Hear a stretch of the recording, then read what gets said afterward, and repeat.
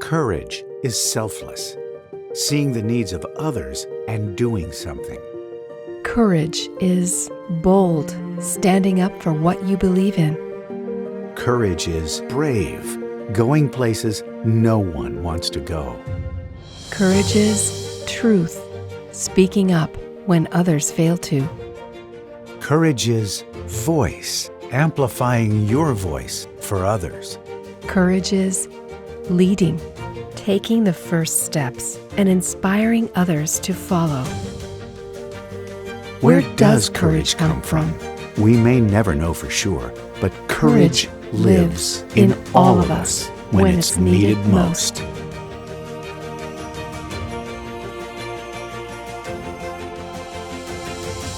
To kick things off, here are Eileen Sullivan Marks, President of the American Academy of Nursing, and Susan Hassmiller, Senior Advisor for Nursing at the Robert Wood Johnson Foundation. Courage, compassion, and creativity. These words encapsulate the nursing profession's response to COVID-19. In the darkest hours, in the most horrific conditions, nurses lead with purpose and continue to demonstrate to their communities that our profession will never leave their side. As the Academy's Board of Directors reflected on the impact that the coronavirus pandemic had on patients, families, and populations in every corner of the world, we knew nurses were being called upon to provide care in new and unprecedented ways. Dr. Marla Salmon, a fellow and long-standing leader with the profession, suggested the Academy create an honor to recognize the nurses battling COVID-19. We were delighted to partner with the Robert Wood Johnson Foundation and receive support for this concept from Academy Living legend Linda Burns Bolton, as well as fellow Dr. Susan Hassmiller.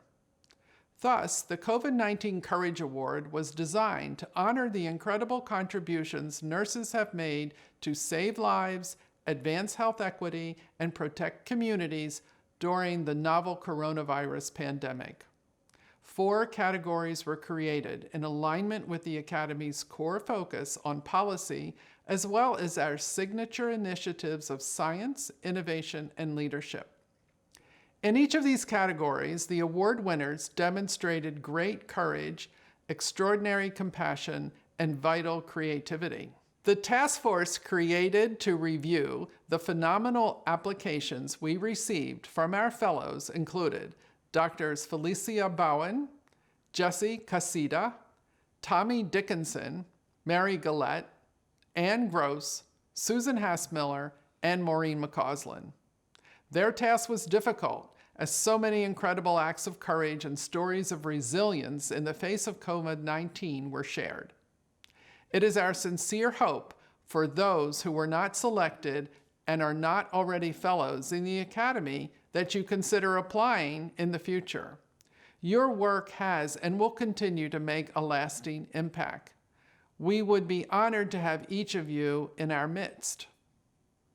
Before we hear from the remarkable nurses who were selected for this award and who will receive professional development so that their leadership is further advanced, yielding continued and sustained impact, I would like to turn to Dr. Sue Hassmiller, Senior Advisor for Nursing at the Robert Wood Johnson Foundation, who helped make this award a reality.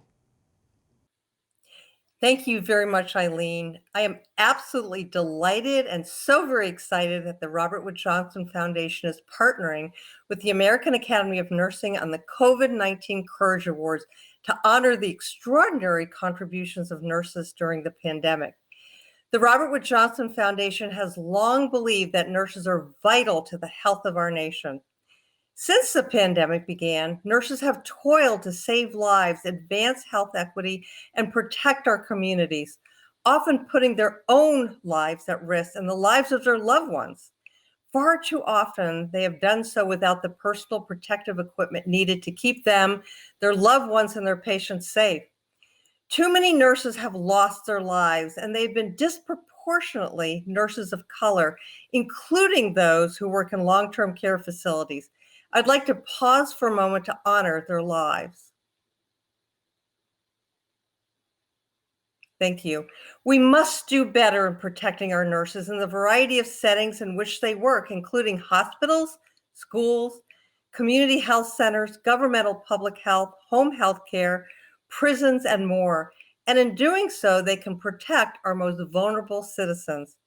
It's been an extremely dark time in America, but in the midst of heartache, distress, and frustration, our country's nurses have courageously fought COVID-19 and demonstrated the best in each of us.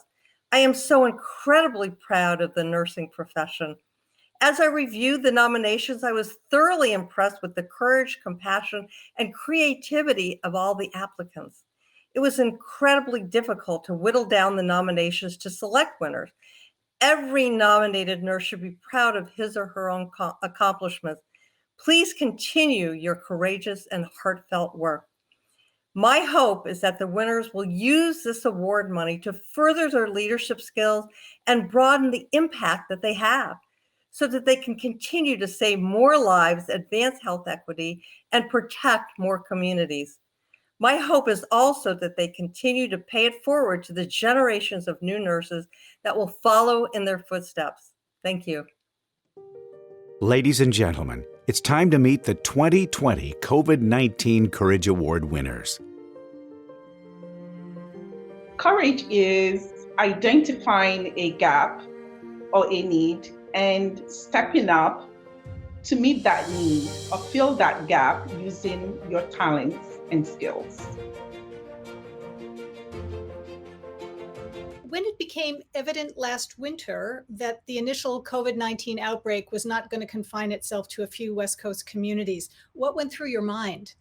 When the lockdown hit, all I wanted to do was to make sure that my patient population, the children that I served and their parents had the necessary information to continue to stay well and to certainly reduce any disruption in their care. And so that prompted a recording that I did just here at home. I took my phone and recorded, just some key tips that I wanted the parents to know about. So that was how I got started. I was hoping to put it on a YouTube, but that never quite happened. But as you know, it ended up being much more widely disseminated. And I sent emails and texts to people in my social network, including the Department of Mental Health and Addictions. I contacted leaders at Mental Health America, the Indiana chapter. Of course, people weren't like jumping at it initially, but when the request came, it was back to back. But I responded to every single one of them. Are there particular moments or experience you had that really stand out during this period as having been especially meaningful to you? Yes, two events in particular I think come to mind. Both were associated with the governor's office. When I received a call from our Department of Family Social Services Administration, which sits in the governor's office, I was asked if I would provide information that will be recorded and will serve the public not only during the pandemic, but even beyond. And what I loved about that opportunity was that they were mindful of reaching low-resourced communities or people who wouldn't otherwise have access to information. So that was very appealing to me. Of course, I want to get the information out to everyone, but our low-resource communities have been first and foremost in my mind. So that was really wonderful and fit right in with what I wanted to do. And then I was also, soon after that, was asked if I would come and provide that same information during one of our Governor Eric Holcomb's virtual press conference that he has twice a week to keep the state informed about what the state was doing with regards to the COVID pandemic. and I thought I have arrived. So that was just wonderful and definitely stand out in my mind. Nurses have multiple spheres of influence. Yes, we probably first and foremost provide patient care, but we have expertise to expand our influence in other areas as well. Policy is a really vital one. That's where the level at which decisions are made. So we need to be more and more at the table in terms of policy, and by the way, become legislators ourselves. Courage is the willingness to step up, even in the midst of complete lack of facts, lack of data, lack of a full understanding of what you're actually stepping up for.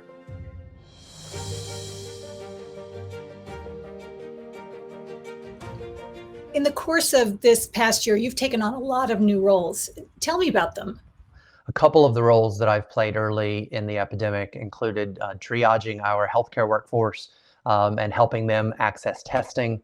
I've worked with our Johns Hopkins microbiology team to test and validate different modes of testing, and help to stand up and do some of the preliminary training for both the Johns Hopkins Hospital's testing sites, as including the infection control plans across those sites, as well as our city response through both the Baltimore City Health Department, as well as our state level responses, establishing a field hospital at the convention center in Baltimore City.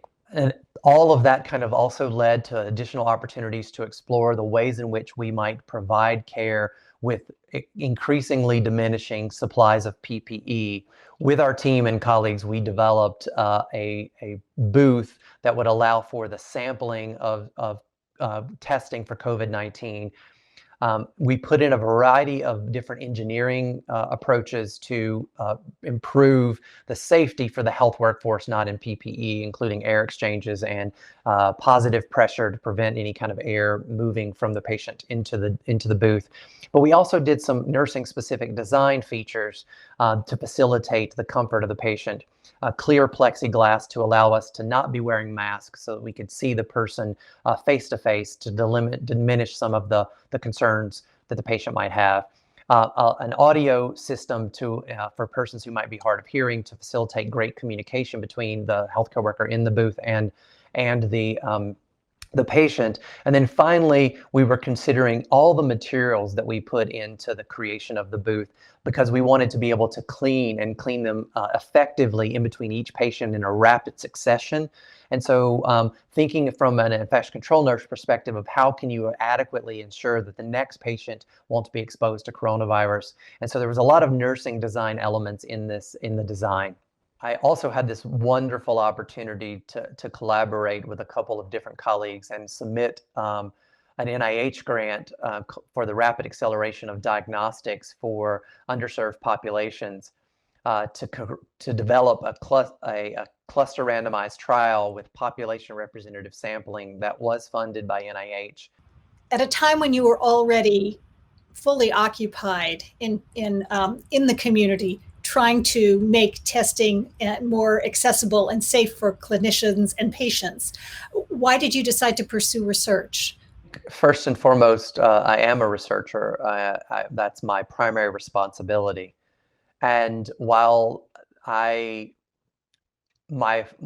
first love is at the bedside with the patient, I often find that nurse academics find themselves caught up in the volunteerism level of the response, while our colleagues in other disciplines take more of the scientific approach to the response. To me, it's not a choice of one or the other. It's essential to do both.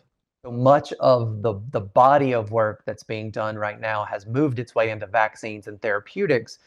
But I would argue that much of the morbidity and mortality is being driven by potential bedside outcomes, by potential infection control practices and behaviors, by the structures and the systems in which people can access testing. And to me, that is each of those areas are perfectly aligned with inquiry by the nurse scientist. There's one thing that I have been most, impressed and humbled by in the response of the healthcare community, but nurses specifically, has been just an overwhelming sense of community, an overwhelming sense of our ability and collective responsiveness when called. And I just have, fallen back in love with the nursing profession as a result of this pandemic. Courage is the capacity to speak out when one must to move change. And courage is the capacity to not only say it once, that persist on saying it until change is achieved.